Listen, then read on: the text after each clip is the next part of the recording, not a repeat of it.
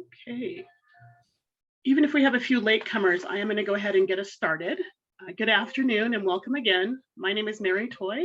I'm actually with the Treasure Valley NAACP as an executive committee member on the board, as well as the current treasurer. It's our pleasure to have you join us today, but especially with our panelists. The NAACP here in Boise, the Treasure Valley branch, has just recently launched our first Lunch and Learn series. Our whole goal is to put together a discussion, if you will, a forum to discuss valuable, interesting, and relevant topics as it comes to civil rights, social justice, diversity, equity, and inclusion, and things that are at the forefront of what we are concerned about in this fight for freedom, if you will, as far as civil rights are concerned. So we're very happy to welcome Chief Ryan Lee, Boise Police Department, Zoanne Olson, Executive Director of Intermountain Fair Housing, and Dr. Dan Prinzing, Executive Director of the Wassmuth Center for Human Rights. So today, we just want to open up and have each of our panelists speak to us. But before then, not to be underrated, is a president of the NAACP here at the Treasure Valley branch, is President Charles Taylor. He's going to be a participant today. He's going to be listening in, but he's also happy to take any questions or add any comments. But really, we wanted to give the stage to our panelists. So with that, if you wouldn't mind, Chief Lee, if you mind doing a small introduction, letting us know a little bit about yourself, a little bit about the department and what you do. Of course, we understand you're police chief, but how about a little introduction? And then we'll go down to see Zoe, and then we'll go on to see Dan. Thank you very much. Ryan Lee, Chief of Police for the City of Boise's Police Department. For those of you that may not know, the Boise Police Department is the largest police department in the state of Idaho. Both in size of area that we are responsible for protecting, from the size of the community to square mileage to actual physical size of the number of personnel in the department. It's about 328 sworn members in the department, about another 100 professional staff that support the necessary behind the scene functions, as well as other functions that may not require sort of the traditional full service police officer to respond to. A little bit about myself. Chinese American, I am the first minority police chief in the history of the city of Boise. I'm only the second minority police chief in the history of the state of Idaho. I spent 20 years with the Portland Police Bureau, where I was the first Chinese American to make it into the chief's office over there before accepting the job as the chief of police here. Issues related to race relations, there's a more personal resonance to me as a police chief than maybe some other chiefs might not connect in that same sort of way. I have a Bachelor of Science in Criminal Justice from California State University, Sacramento, with an emphasis in law enforcement management and administration and investigation. I hold a Master's of Criminal Justice from Boston University. I am a graduate of the Police Executive Leadership Institute from the Major City Chiefs Association. And it's a pleasure to be here. Thank you so much, Chief Lee. That was wonderful. You actually learned a lot right there, just in that few minutes introduction. Zoe, if you wouldn't mind, please make some introductions and tell us a little bit about yourself and your role at Intermountain Fair Housing. Sure. So my name is Zoanne Olson. I'm the executive director of the Intermountain Fair Housing Council. I've been with the council 10 years now. So this is my 10th year here. But prior to that, I was an attorney at Idaho Legal Aid for 14 years. I practiced in housing, consumer protection, family law, senior law, and then I did a little private practice in loan remediation and foreclosure prevention. So fair housing is my passion. When this job opened up, I was like, I wanted to do it. I knew this was something that I wanted. It was my lifelong dream. So the Intermountain Fair Housing Council is a nonprofit organization that serves the whole state of Idaho. Our goal is to make sure that we open doors for people regardless of their race, color, sex, religion, no religion, national origin, familial status, gender identity, sexual orientation, source of income, or disability. And we do this primarily through education and outreach, but also through housing counseling, information and referrals. And then we take cases. We provide information on how someone may have faced a fair housing issue and how to address it. We then investigate it. We try to negotiate, mediate, and resolve the complaint before we file with Department of Housing and Urban Development, also known as HUD. If we can't resolve it at HUD, then we pursue cases in court. And we do all of that while trying to, of course, educate and provide outreach. During a typical year, we will receive probably engage in 20 to 30,000 housing conversations with people all over the state of Idaho. We have an office of 13 people. It's the largest we've ever been. And we also have what are called fair housing ambassadors. Those are people that are in communities all over the state that do education, outreach, and help with investigations and technical assistance to housing providers, governmental entities to make sure that they know their fair housing rights and obligations. We also have what are called fair housing guides. So they are individuals who speak more than one language. And in that, they also have been trained in fair housing to help us not only provide interpretation, but again, education, outreach, and help us when someone is facing housing discrimination. From those calls and conversations, we'd have about 2,000 to 2,500 intakes. Of those, if they're not fair housing, we give appropriate referrals. And after that, we investigate almost 900 to 1,000 fair housing allegations, meaning someone or a group of people were discriminated on one of those bases I discussed.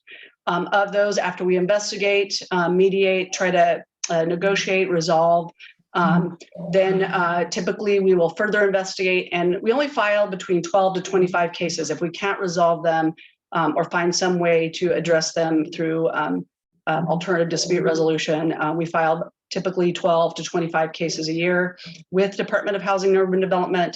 And from there, probably 2 to 6 federal court complaints. And then we have seen in more recent years, more state representation.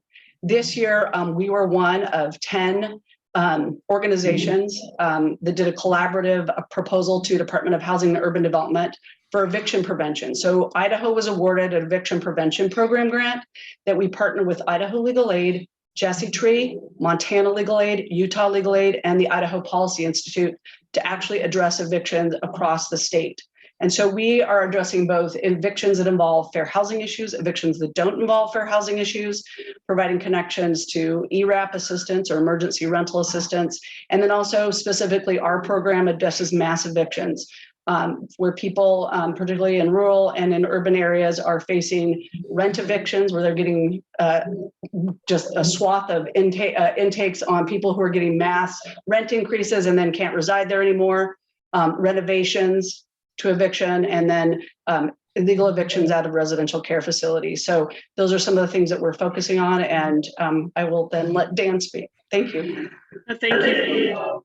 Right before Dan goes, I just want to say that we have a lot of great things to cover there so far with Chief Lee's comments and with your comments. So Dan, you've got a great act to follow, but we look forward to hearing more about the Wassmuth Center. Please take over. Thank you, Mary.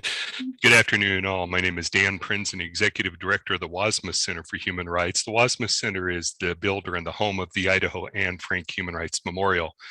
The memorial, the only memorial to Anne Frank in the United States, one of the few places in the world where the full text of the Universal Declaration for Human Rights is on public display, and the memorial is also now recognized as an international site of conscience. The Wassmuth Center is recognized as the educational arm of the memorial, and as such, we provide all programming and resources on site in the memorial, off-site in classrooms, companies, communities throughout Idaho, and online now reaching national and international audiences. The center is an education center. So as you'll often hear me say, you may not see us leading the march, but our goal is to empower others to get in the march. And so as an education center, we're dedicated to really fostering what, in our language, a community of upstanders, those that when they hear or witness injustice are willing to speak out or to step up. Now, an introduction, because we are an education center, that is my background. I'm a consummate educator after nearly 2 decades in the public classroom. When I left the classroom, I worked for Dr. Marilyn Howard in her administration at the Idaho State Department of Education. When she retired from public office, I resigned. We both came to the center together. I first as an education director at the center, and she on the board of directors. So my background is in preparation for that classroom experience, and now as executive director, a bachelor's in history secondary ed, a master's in history and government, a master's in curriculum instruction, and a PhD in educational leadership. So education is in my blood, it is in my background, and I have been in Boise since 1964 when I moved here to start first grade. Wonderful. Thank you so much. Hopefully everyone is understanding and seeing that our three panelists today have not only a vested stake in Boise, but also the care in which we're going and these issues that are very important, hopefully to all of us, because it affects and impacts us all. So what we're going to do now is just really shift into a discussion and sharing of information. That's our whole goal. What are information, what are resources, and what is knowledge that we can impart and share with the community? So I'm going to go back to Chief Lee real quick. And you said some interesting things that while it's maybe more personal to you or you have a personal and vested interest, being a person of color and being the first here in the state of Idaho, and probably, if not the first, among the few in some of your other roles. So let's really talk about, we're gonna shift around a little bit, but let's talk about what's going on in Boise Police Department when it comes to policies and acts of DE&I. What is the department doing that fosters and that encourages? What does that look like in your recruiting practices? For instance, maybe even your own story a little further. What does that look in retention? What does that look like once you have people here in retention? What are you doing to keep them here and keep them interested? So what does the police department look like? Some things that probably many of us do not know who are not actually a part of the force. Well, I'll start by sort of your last comment. What does the department look like? And I'll use as an example to emphasize some of our efforts here. And I'll just talk very high level about the police department. You have an Asian American police chief. You have an African American deputy chief. You have an African American training captain. You have a Japanese American lieutenant. You have an Asian Pacific Islander lieutenant. You have an African American lieutenant. These are things that I would say that, with no slight meant to any of my predecessors, that is probably a starkly different looking police department than we might have had in years past. The emphasis in hiring those individuals was not necessarily in pursuing them as diverse candidates, but as qualified candidates where diversity was a value add. And so that is much of the approach that we're taking. I'm a firm believer that that we have to make a very deliberate effort to undermine detractors that will say people are not qualified to be in positions. I want to make sure that I have an undoubtedly highly qualified candidate in that position, because it just takes all of the wind out of somebody's sails that may sit there and try and chip away at some of these efforts. With that said, though, there is a concerted effort by the Boise Police Department to examine all of our hiring and promotional process to make sure that we're not having any unintentional consequences, that we're not turning people away that should have been, to include going back and auditing previous candidates that were denied for various different reasons. We recently had two people we encouraged to re-enter into the new hire process. Both of them members of the immigrant community here in Boise, naturalized citizens that are value adds, the connections to those communities and cultures. So we are going back and looking at all those, that process. We're taking out anything that may have negative impacts that don't necessarily give us the value add. And I'll use an example because it's made some news and some criticism a little bit for the decision, but we no longer automatically polygraph our applicants. We put the polygraph in reserve as a potential option. If we can't fully vet out certain issues, we can employ it, but it is no longer a mandatory step in the hiring process. A large part of that driving decision was, as I've done research on the polygraph, there is an incredibly disproportionate failure rate for women and people of color. And if you think about it from just a very practical sort of, we'll give you sort of the pop psychology standpoint. If I'm going to be hooked up to a machine, told not to move, have sort of the questions of my character and integrity just brought up, and I'm really looking for signs that I'm getting nervous or anxious, which is really what that machine measures. It doesn't measure where you're telling the truth or not. If I'm a woman or I'm a person of color, and most likely my polygrapher is a Caucasian male, there is a power dynamic there that would probably speak to why we see these failure rates. To me, knowing that all of the data and the research shows that a full, thorough, comprehensive background investigation is much more reliable for determining character than a polygraph exam, I'm not going to rely on a tool that has a disproportionate impact in our hiring process when I know I have another tool that can be fair and accurate and mitigate bias. We were a pioneer in the city in developing bias awareness training before any hiring boards or any promotion boards. So everybody is required to go through bias awareness training to help mitigate not just the classic bias that people would be concerned about say race, religion, gender, but any bias, pro or con, that they may be bringing into an evaluation of a potential candidate. We have really looked at this idea of hiring for experiential diversity, essentially that intellectually diverse gene pool, if you'll have it, is going to help us be resilient as this city continues to grow, as it continues to diversify, as we continue to see challenges of an expanding community. And I can't emphasize enough that the city itself is going through a variety of efforts to develop DEI framework, DEI tools.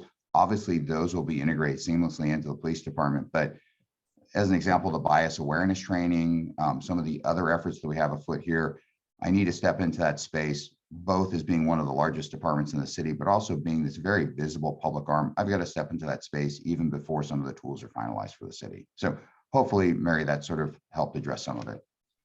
No, I think that's wonderful. I want to stay there, but I want to make sure I give ample time to Dan and Zoe as well.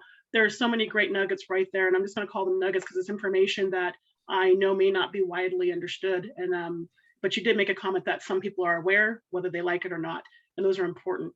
But Zoe, Chief Lee touched on something that I think really goes right into your area when you talked about practices and biases and things like that. So really, you gave us a very strong background and platform when it comes to fair housing. But really, we want to understand some of the challenges you have seen as of late. What are commonalities? What are the trends when a complaint comes to you or a concern comes to you? And what does it look like? Is your organization having to pivot, having to shift to deal with so many other issues? Again, are you seeing a change in the demographic who's coming to you? How is this all impacted by the cost of living today? So what's going on there? I have a loaded question, but so many things, and go right there. Yeah, I mean, definitely the pandemic has just, I think, shine a light on how very fragile our system is. Housing, education, income, every system that we have in our society.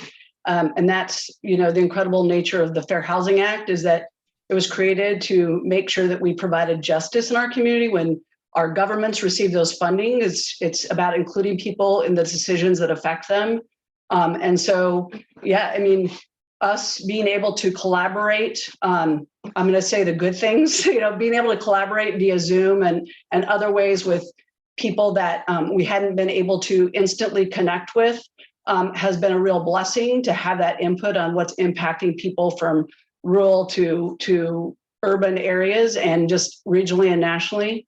But what it has done is it exemplifies the fragility of it, right? We know that we don't have affordable housing in Idaho, and anybody who is below 80 to 60% of annual median income they're in crisis mode right now. The other problem is that the state is not funding housing as it should. We have never funded our housing trust fund. We've created the capacity to do so, but we've never actually made the commitment to do so. And during the pandemic, for sure, having affordable housing was absolutely essential to be able to work from home, to convalesce, to have education, a place to come for safety after you came back from your job. And so we have constantly dealt with housing policy issues and then just mass evictions. We are in a hot market where more people are moving here, more people are moving from community to community. And because there's not affordable housing and because of our unlivable wages, it has hurt people of color, specifically people who are limited English proficient, people with disabilities, and families with children, and particularly single moms with children, much more harshly. And so we've had to go and pivot and do more eviction prevention, address when people want to engage in, instead of generational wealth creation, as fair housing providers want to renovate and evict everyone. And we've had to go back to our communities and say, you need a policy.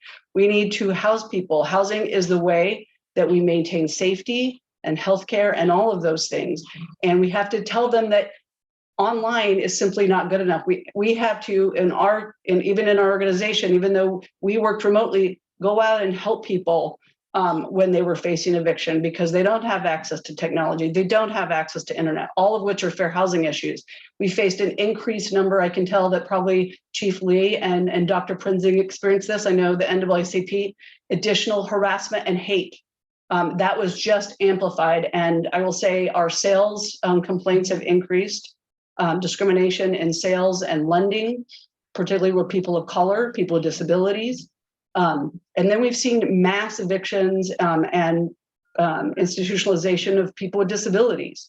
And of course, that hits harder women and people of color more harshly than anyone else. And so we're having to address more people who are being illegally evicted from assisted living, from nursing homes, people who are being forced out of their housing into these. And so we've had to ramp up and get additional help. We have a lot of law students who help us, volunteers, ambassadors, and we just have an incredible staff.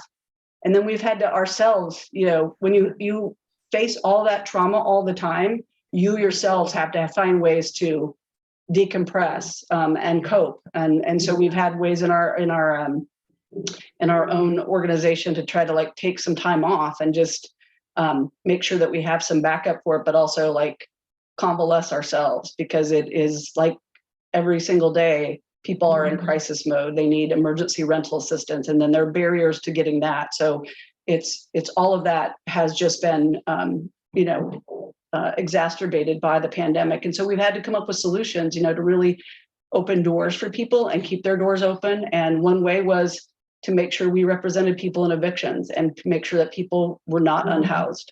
And that if people are unhoused, we help them get into housing right away. So those are some of the things that we've done. And I think, we've had to do more policy work as well. And that's just been a critical part of it.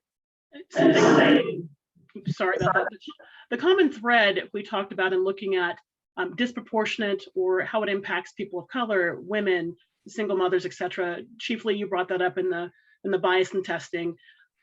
Zoe, you brought that up in just the overall policy and trying to get rents and eliminate evictions. So we're going to come back to that. We want to talk about success rates and knowledge and how people know to find either of you and to know that there's opportunity there.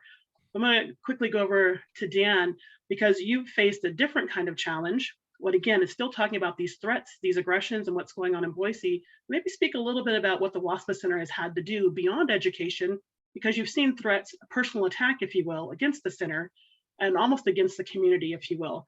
So, because again, I see these ties coming together, and we're going to bring it all that way. All these things impact all of us from each of your organizations, each of your groups. And so again, looking at that solution, looking at what's happening positively, what's happening negatively. So there is a tie here, but if you wouldn't mind taking us through some of that, Dan, that would be great. Well, and what a critical question, Mary, because this really has almost struck at the heart of what is the center and who are we as a community.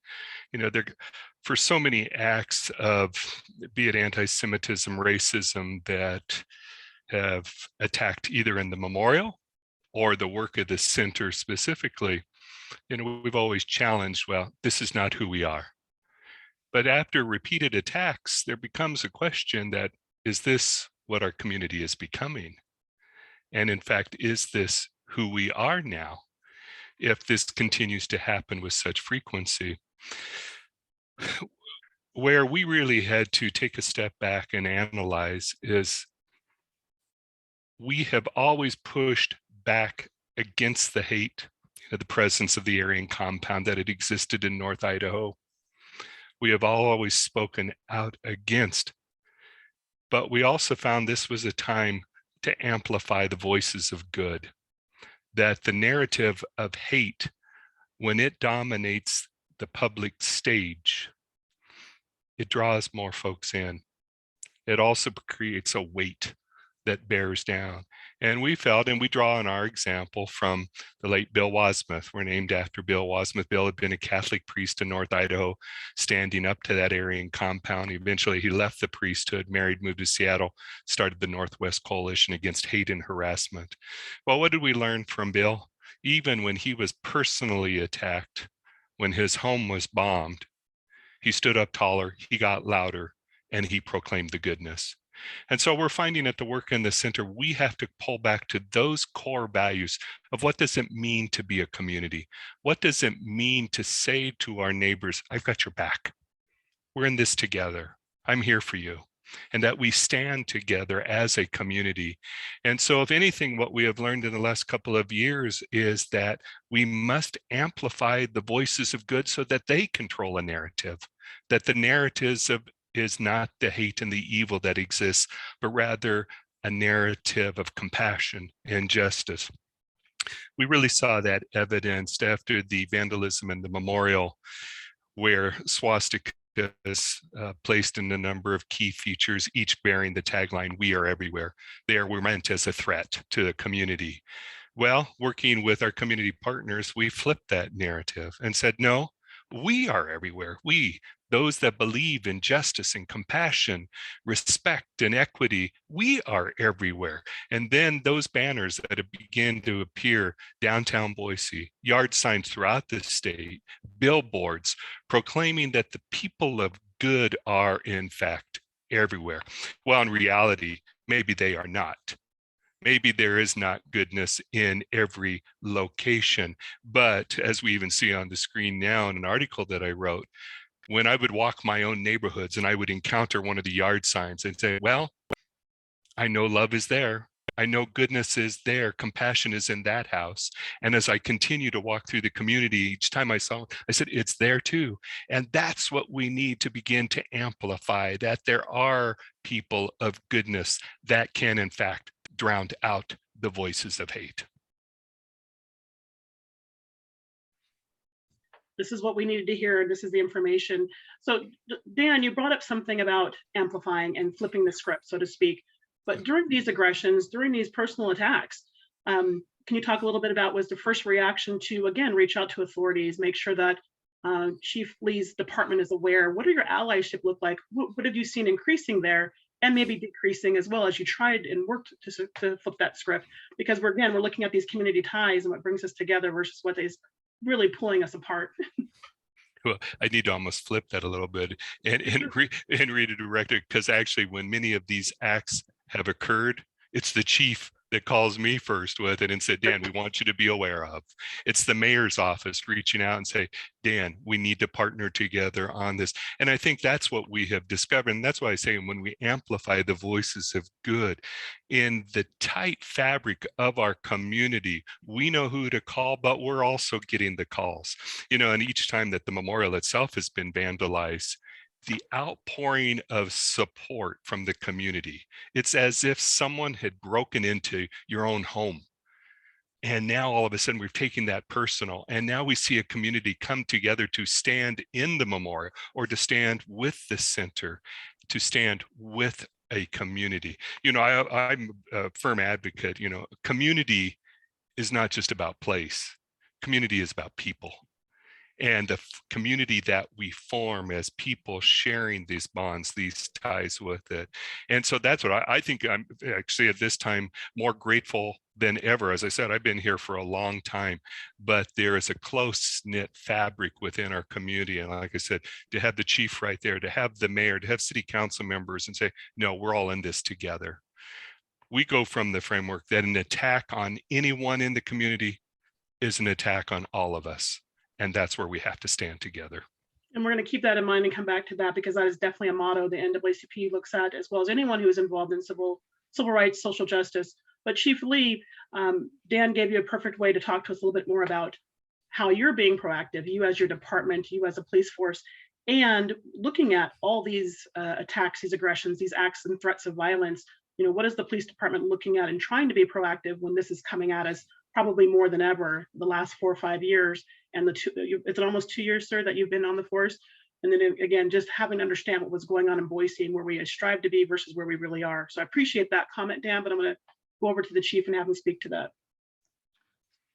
Well, I'm going to start with part of the challenge that we have in this space. And so there are hateful acts that clearly are repugnant, and I think that we need to stand up and speak against the injustice of them.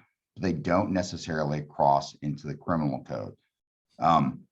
The strength of some of the hate crime statutes in our state versus in some other states, ours are not as robust as you might find elsewhere. And so it's a little bit challenging for me to work in that space, because there are crimes, things that feel as if they should be a crime that are not technically in the criminal code, or at least not codified to the level that they should be. And so we have to navigate from the police in that standpoint. We do actively work to monitor with both our federal, state, and local partners to develop information and look into any potential activities and or threats from extremist groups, regardless of what their ideological motivation may be. But we also really put a priority in community policing and staying connected with the community.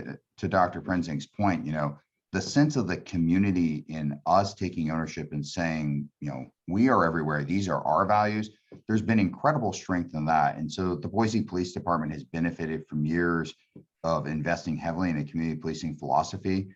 We're essentially doubling down on that, making sure that we're connecting with the various different segments of the community, pushing out information that we can that doesn't jeopardize investigation or potential prosecutions, but at the same time, creates a sense of understanding without creating a sense of fear of the crimes. Because again, really many of these acts are designed to create fear. I don't want to be the conduit to amplify the fear. I want to be a conduit to amplify the sense of unity and community that's here.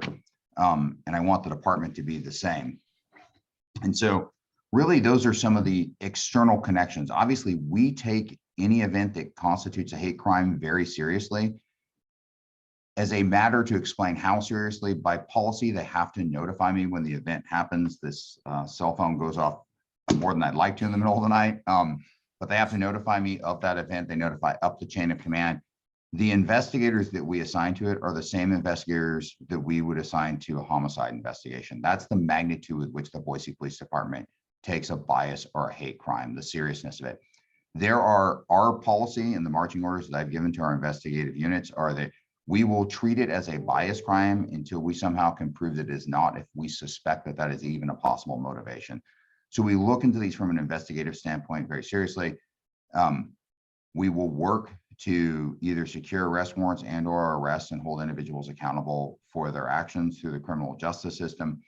But there's also an effort internally to make sure that we recognize the harm that's causing to the community and reaffirm sort of the very nature of the role of policing in a free and democratic society. And so, as I know Dr. Prinzing is well aware, there's a department-wide initiative to use as the foundation for our leadership programs, human and civil rights-based training that's specific to both Boise and Idaho, as well as to the police profession. And it's designed to be scaled throughout the course of the police career to use, again, as that North Star of the leadership program, the true calling of what we're here to do, so that we can make sure that people are stepping into the space with the right mindset to be able to support the community the way they need to be.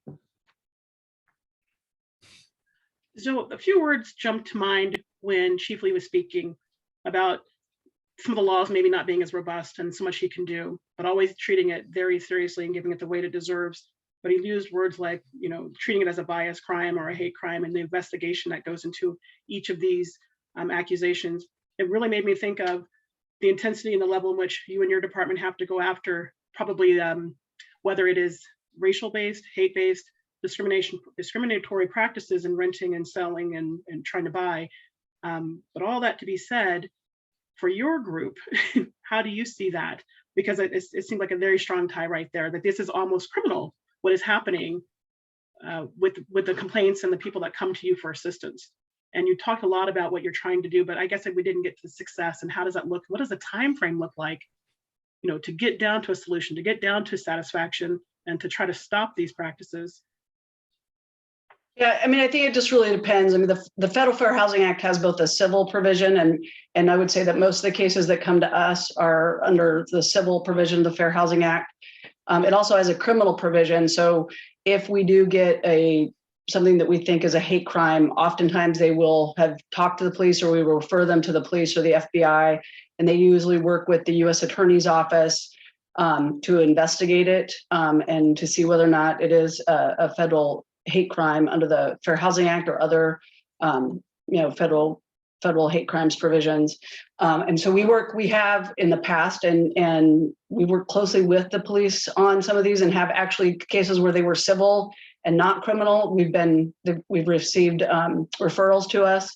A lot of times it's community groups who come forward and say, I'm going to say during the pandemic, a lot of Asian community members have come forward to us.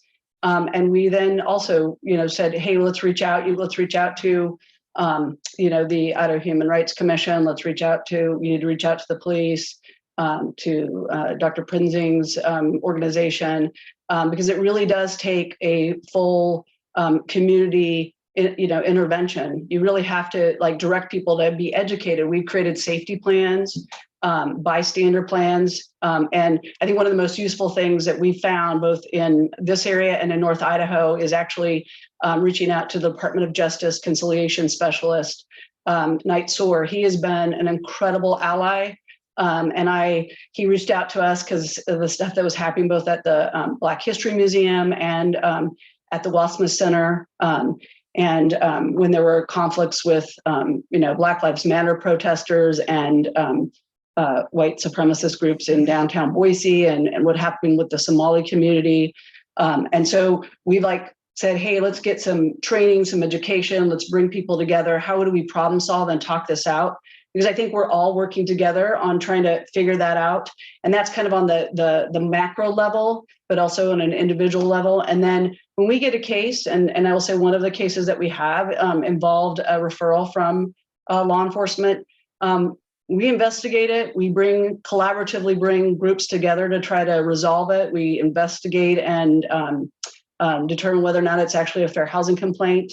We empower the tenants or the community members on what their federal fair housing rights are, the same with the housing provider. If we can't resolve it, and after investigation, it meets all the elements of a fair housing case, then we file a fair housing complaint.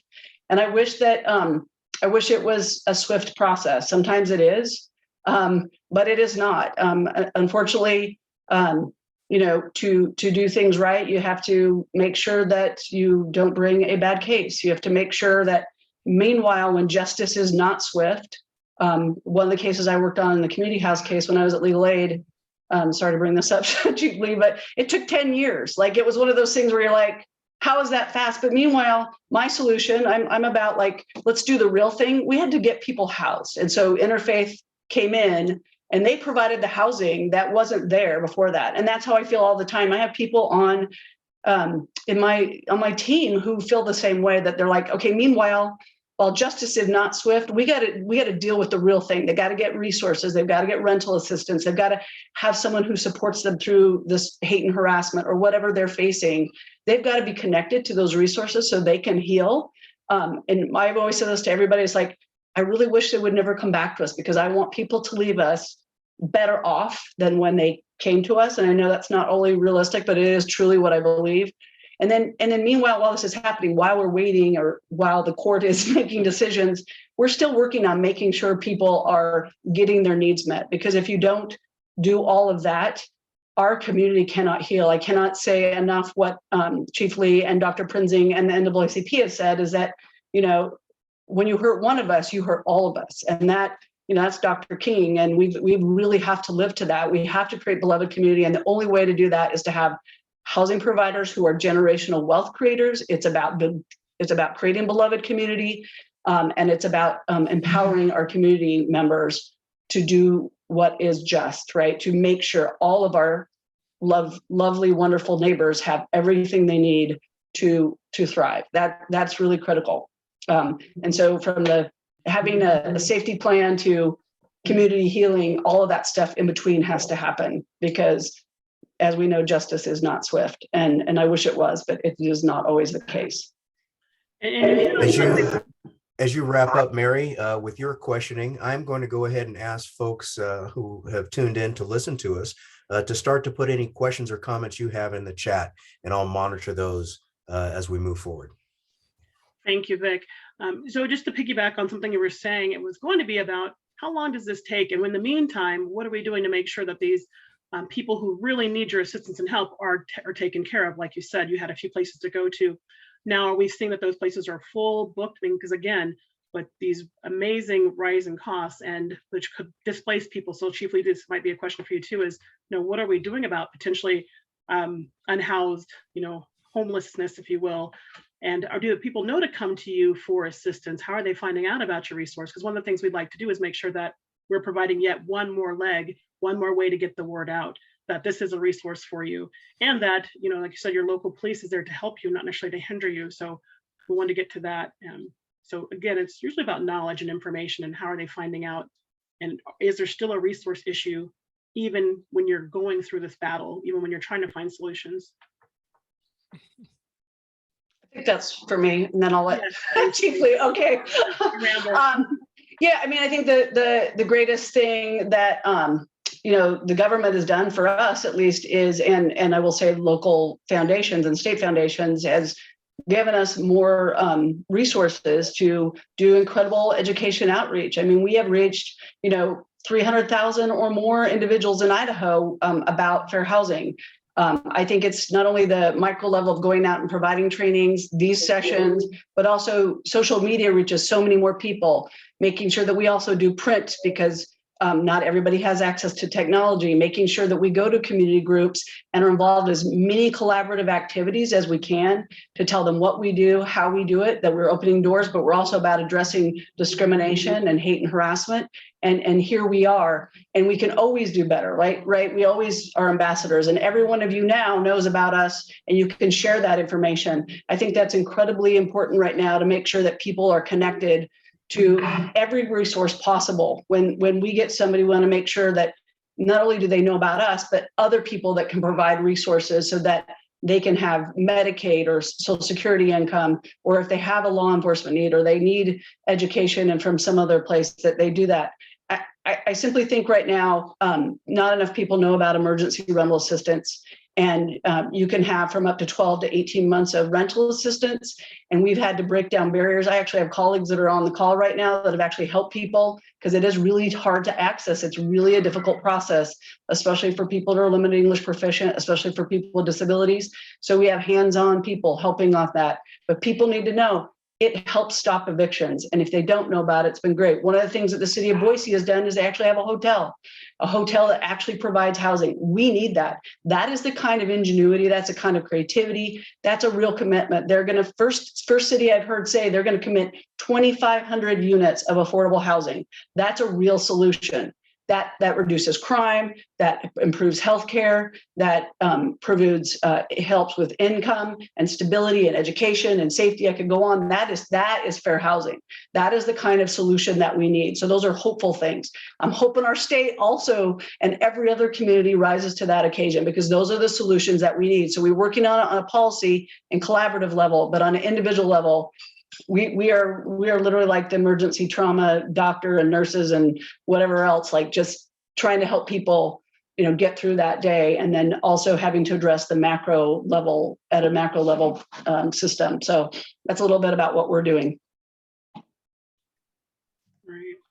So I think from a police perspective, the add to that is really to understand what some of the prime drivers are in our community for, you know, being unhoused. And most of the data that we have from our side, the prime driver, contrary to what some of the popular narratives out there are, the prime driver in Ada County is domestic violence. And so us partnering and working with other service providers to help get people out of domestic violence situations, to get them into shelters, you know, agencies like the Women and Children's Alliance, working with them strongly and in close coordination as we're coming into contact from a criminal justice perspective. We're coming into contact with people that now have unstable housing because of that situation. So we're equipping our officers with the knowledge to connect them with the resource, and we're maintaining strong partnerships in that area. When we start to talk about I think what the average citizen thinks of when they hear homeless population, they envision sort of, you know, the person that you see maybe sleeping in the park or some other option. And I think what's important to know is that, you know, we have a bicycle officer unit that's out there regularly, in part to remove, you know, the giant metal box of a car so they can connect better with the community. They're out there. They have an approach that's really an information and services first approach to people that are experiencing houselessness, to try and help them find options to get housing, as well as to ask the questions like, what are the root causes and what other services can we connect them to? And there is a percentage that gets noticed by the population that, you know, where addiction or mental health may be an issue. I think it's important to recognize that that's a small percentage of the homeless and housing challenged population, but we recognize the need to commit specialized services in that area. So every one of our officers has 40 hours of crisis intervention training. We have a behavioral health response team for mental health related issues, and we're building out a services coordination team to help address issues where the prime reason they're coming into contact with police services or may have other social struggles is because of their chemical dependency related issues. So we're trying to build that infrastructure as well as partner with service providers to really get to root causes to address those issues, rather than sort of the approaches that may be seen in other parts where it's where we're going to arrest and then use the criminal justice system. Frankly, it's ineffectual. It's not a good use of taxpayers' money, nor is it really holding true to this prime mission of protecting people's human and civil rights that I think is essential for democratic policing. Very important parts. Dan, so listening to Zoe and listening to Chief Lee, it's really about information and knowledge and education, which ties us right back to you. While you may not be dealing with a homeless or houselessness situation, we still are dealing with how is education and how is information getting out from the Wassmuth Center to the larger community. And again, flipping the script, so to speak. I understand you might be having a new campaign coming out, but again, in the spirit of knowledge, of education, and of sharing of information, can you tell us a little bit about that? Well, it's really a combination of items there, Mary. You know, I come from a perspective, people don't know what they don't know. Mm-hmm. And so a lot of the work of the Wassmuth Center is how do we introduce? How do we start the conversation? How do we become aware of who is in our community? What are the issues? What are the needs? How can we stand together? So much of our work, and let me give an example, as I say, we tried to be there to start the conversation. Right at the very beginning of the pandemic, we had launched our DEI program. It's an online certification program. Sri Buckner Webb and I stood in the State House launching it on Idaho Human Rights Day 2020, really anticipating by the end of the year, maybe we'd had 100 completers in the new program. While the reality and with the coming in life during the pandemic, by the end of that first year, we had topped over 1,000 users. Now, in this time, over 5,000 users. We have companies that are using this now as part of onboarding with it. Now, what does it do? 6 core themes: diversity, inclusion, ethics, civility, respect, be an upstander in the workspace. It's how do we start that conversation that we are all in this journey together. We are all sharing this landscape together. So how do we make it work? How do we make it work equitably for everyone in that space? Now, the reality of what we have found once we did that pivot going on, our work has quadrupled. I'd like to pick up on a line that Zoe had actually said, you know, I had that dream one day that in the state of Idaho, we do not need a Wassmuth Center for Human Rights. We would love to be put out of work, that we have become such a state that is so embraced what is a culture and climate of human rights. How do we care for our neighbors that we'd be put out of work? Our reality, though, is we know there's still a lot of work to do. And when I hear such language of hate and division, when we see even from government leaders the attack on populations within the state, we know our work is not done. And we know, back to your question, that rooted in education, we have to continue to reach out, to share the stories, to amplify the stories. For us in our work, we do not like to leave any issue as just a concept or as an abstract. For us, each issue or theme has to be a face and a voice. We have to see the personhood in that. I always say injustice is not a concept. It is about the attack on a person. So we need to hear from the people. We need to hear the voices. We need to see the faces. We need to be able to stand with our neighbors. So for us, it's a very different approach in our educational efforts, trying to help folks to learn what they do not know. Real quick, Vic, something you said, Dan, that really is resonating between what Chief Lee said and what Zoanne said. It's the people, it's the face, but you have to know and you have to report. That's all basically what all three of you just have told us this whole time that we've been discussing. So it's really important to lift that voice, to speak out, see it wrong, report it. And that's one theme we're hearing multiple things today, but that's one thing that's really clear. Same thing with the NAACP, and President Taylor would also say to you as well. We're not able to address anything if we're not aware of it. So definitely make sure that we're aware. I'm going to pause for a moment because I think Vic has some questions from the general audience. And then we're getting close. We're 10 minutes out, but let's see what some of the questions look like. Yes, we are getting close, but so this is like the lightning round. We'll do this like a game show. So this first issue, Chief, I'll give you some time, and then Dan very quickly. Follow-up question about your comments on hate crimes here in the state of Idaho and how they differ. You know, I'll put this to you first, Chief, and then you, Dan. What would you consider to be the most important legislation to be promoted by those folks who want to strengthen the hate crime response by law enforcement here in Idaho? Well, I'd say if we're looking at a legislative change, and it's part of it is a challenge because of the way the Idaho Criminal Code is written. In a lot of other states, you'll see tiers of a crime. So maybe you have assault, and you'll have assault 1 through 4 with increasing sanctions from it. One of the strategies that's effective in other states, it would be a little bit more difficult because of the way the code is written here, where it wouldn't be quite as easy to implement, but I think we could implement, is that rather than specify a specific hate crime, we have essentially hate crimes related to vandalism in Idaho and nothing else.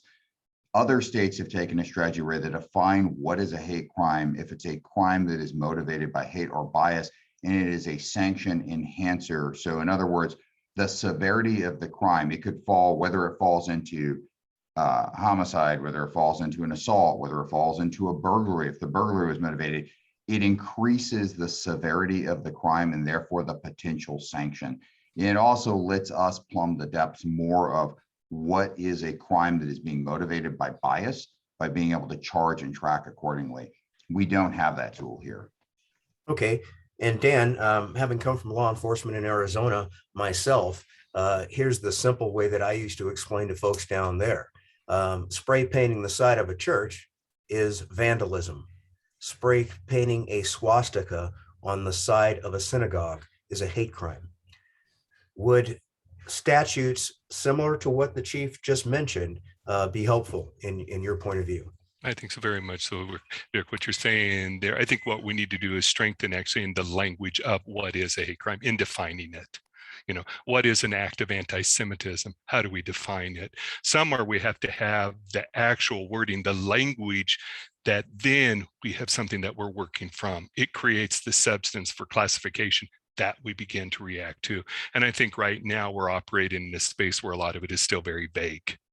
And what becomes then punishable under the law. Great. And Zoe, I've got a couple things for you. One comment was about screening for housing services, as far as folks getting into shelters, and some maybe having disabilities that will not allow them to stay in those shelters. What relief can they find? And also, has there been any research that you know of about specific local causes of homelessness? I'm sure somewhere there's a list of the top 5 causes of homelessness in our community. If you could speak to those. Sure. So for screening, the housing providers, shelters are housing providers, unless they're emergent, and meaning that someone doesn't have the expectation to return night after night and they're not using it like as their place of housing. That's like a technical term. And that can differ if they're receiving federal funding or not, making it more in the line of it is housing, but it is always a public accommodation. So under the Human Rights Act and under the ADA, they still have to comply with both of those laws to make sure they're not discriminating based on disability. And then under the Human Rights Act, they have to make sure they're not discriminating based on any other basis. We don't have familial status protection in the state of Idaho. So it's not equivalent to the Federal Fair Housing Act. And most housing providers do have some sort of screening tool they use, and they should always make sure that their screener or themselves, train themselves to have fair housing compliant screening. Oftentimes it's really hard if you're using technology.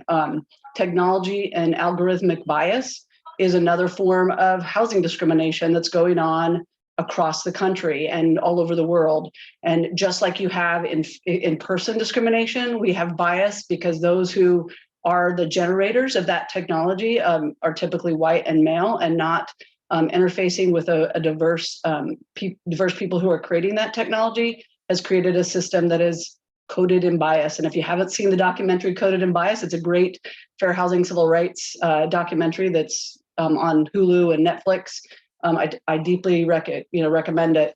And what are the local causes? So that really it's about helping remove those barriers. A lot of LGBTQIA barriers, separating families. If you're male and female and you go to certain shelters, you're segregated into a male shelter, a female shelter, even if you have children. The same for male children over the age of 12. That should not be happening. People who, housing providers who are shelter providers are not providing accessible housing. So people with disabilities are being left out of the cold. And that's why it's really important that like the city of Boise and other communities have a hotel. A lot of times hotels have higher levels of accessibility, including elevators and we can address those issues too when they come along. Again, that's a public accommodation, falls under the American with Disabilities Act and the Idaho Human Rights Act. For local causes of houselessness, a lot of it right now, what we are seeing, there are huge numbers of people who are veterans and male, but there are also children. Children make up the largest population of houseless in our community. Also, typically families with children are facing more and more unhoused situations, and the chronically homeless, a lot of veterans and a lot of male veterans. But in trying to access housing, it's female veterans who are usually discriminated against or can't get vouchers to help access housing. So that's typically the problem is it's income. It is disability. To be living with a disability is to receive lower pay. And then if you are a person of color, if you're female, if you have children, you are earning less, far less than you would if you were an abled person or you weren't a person of color or you didn't have children. And so all of those things stacked against, and then we're seeing more people who are actually employed, but living income insecure. And I would say that is the increasing trend among the houseless in Boise and all over Idaho and across the nation. When you look at the study being done by the continuum of care, point in time studies that are done by the state, which are required under our consolidated plans in order to receive money from Department of Housing and Urban Development. Those are the populations that they're focusing on, and also through our census. So, okay, great.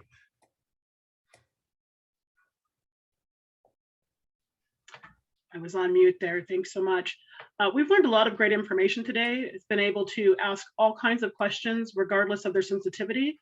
That we appreciate all the panelists, the participants for letting us do that, and having this forum in which to gather information and to be able to disseminate it and share it across our community, those who may be unaware, those who are really in need. So that's the most important thing that we can walk away today. But I'd like to give an opportunity, Chief Lee, Dan, Zoe, if there's any parting words you'd like to give us. And then just hear really briefly from President Taylor as a closeout and a farewell, if you will. Any parting words?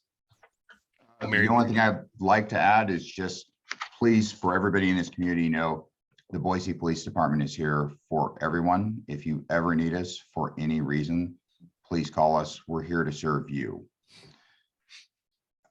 Mary, a piece that you had asked regarding an upcoming campaign, just say yes. Just say yes to human rights. We've drawn that from a Bill Wassmuth quote, where we know saying yes to human rights is the best way to say no to prejudice and bigotry. Thank you. yeah, and I would say the same thing. We're here for you. If you need assistance, please call us, email us, walk in, come to our office. We want to help. Nobody should be alone when they're facing discrimination. If you don't understand, we're here to help educate, and we're here to work collaboratively. And I think all of those things are critically important. Housing's healthcare, housing's justice, and access and just community are part of what fair housing is about. So if you're facing any of those issues, from access to water to sewer utilities, anything in your community, we're here. Perfect. President Taylor, would you like to send us on a departure note? Yes, good evening. And I want to thank all of your panelists that was there. Thank for the time that you took out of your busy schedule. I know Dan, Chief Lee, and Zoe.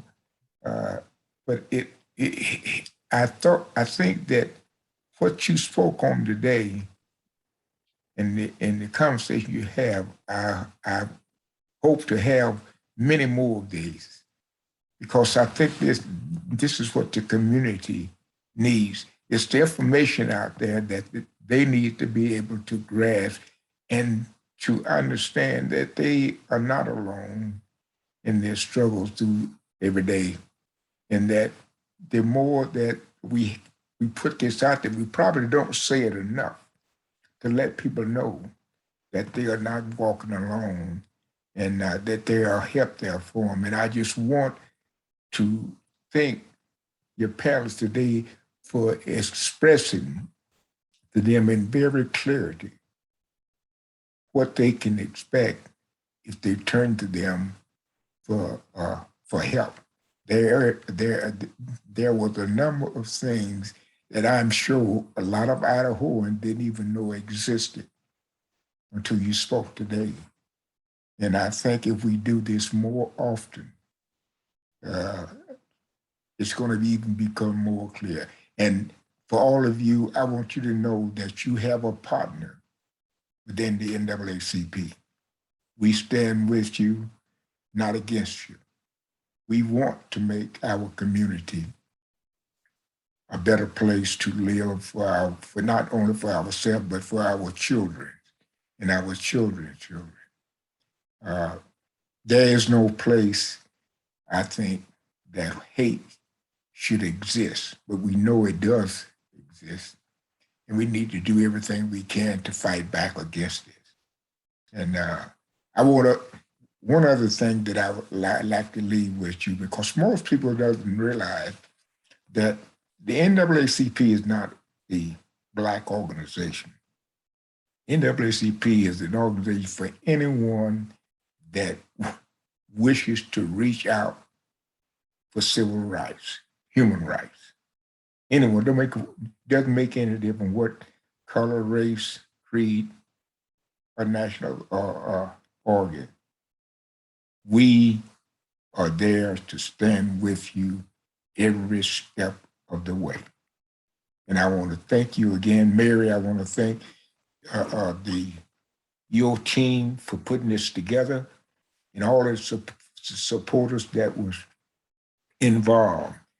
It's, I guess the old saying is, it's like Hillary Clinton said, it takes a village to get where we want to get.